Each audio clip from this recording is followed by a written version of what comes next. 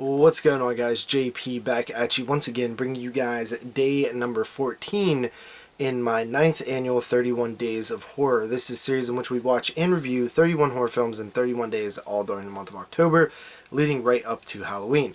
And continuing along today, I picked a title that I've been wanting to see for quite a while. It's been on my radar forever. I've always heard very good things about it. I've even seen the remake that Guillermo del Toro did back like a decade ago. The film I'm talking about is Don't Be Afraid of the Dark from 1973. I have it here on Blu-ray courtesy of Warner Archive. Warner Archive is probably one of my favorite labels that isn't Scream Factory, Arrow, Vinegar Syndrome, Severin, like those niche labels. This is a studio release, but Warner Archive in particular tends to release a lot of stuff that you can't really find anywhere else. And they used to do a Warner Archive DVD on demand thing, so they were like DVD-Rs. But when they started releasing Blu-rays, they're all pressed discs, even though they say manufacture on demand. And I absolutely love their titles. I pretty much have most of their horror titles. I've reviewed a handful of them in the past on this channel and on the 31 Days of Horror. And I have a lot more to get to, but pretty much anytime they have a sale, I go in on it and pick up at least bare minimum 4 titles, sometimes 6, sometimes 8. But I've pretty much picked up most of their horror titles by now, so until they announce some more, I probably don't have that many more to grab.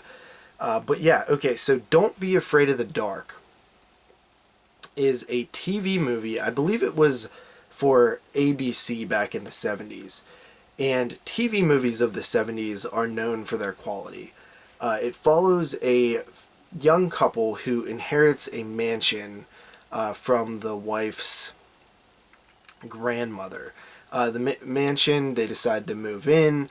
There is a strange place in the mansion that has a fireplace, and the fireplace is sealed off. The handyman tells her, hey, don't mess with that fireplace, it's sealed off, just leave it alone. He's very sort of a doomsayer, if you will, like kind of the voice of reason, the warning to the, people who are going to unleash the evil, basically.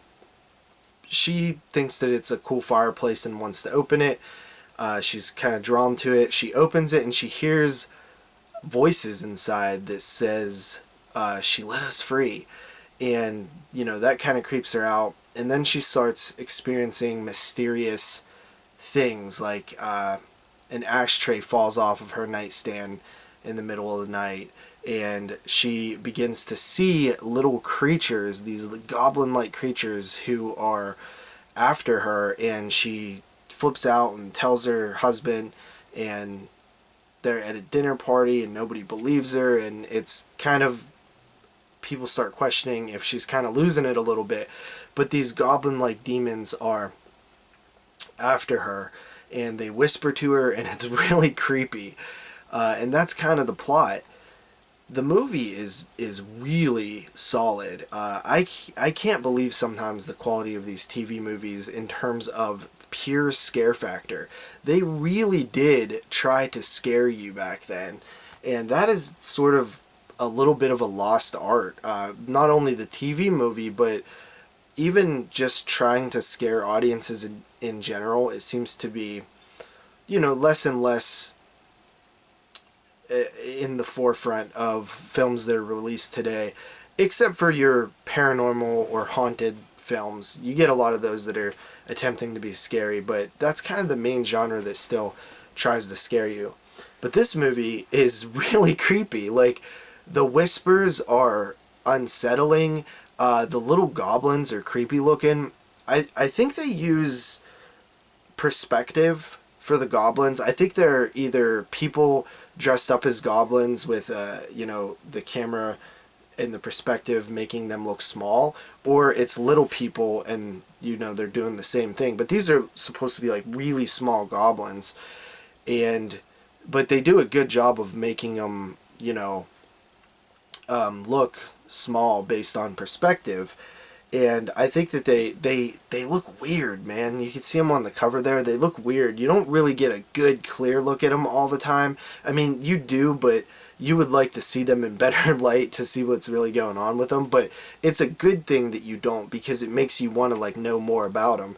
And you really don't know much about them. It's kind of weird. They leave you in the dark on what these things are really and where they came from. There's a little bit of a backstory, but it's more or less, you know, unexplained.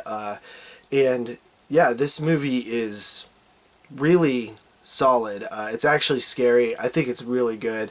It's only 74 minutes, which is such a good runtime.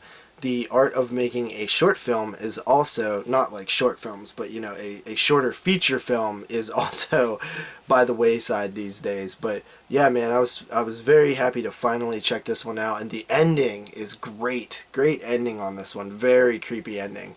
So don't be afraid of the dark. I'll go ahead and give it an 8 out of 10. I think it's really solid. Definitely a highlight from the Warner Archive label here. But that's it, guys. I'll see you guys next time with another one. Peace out.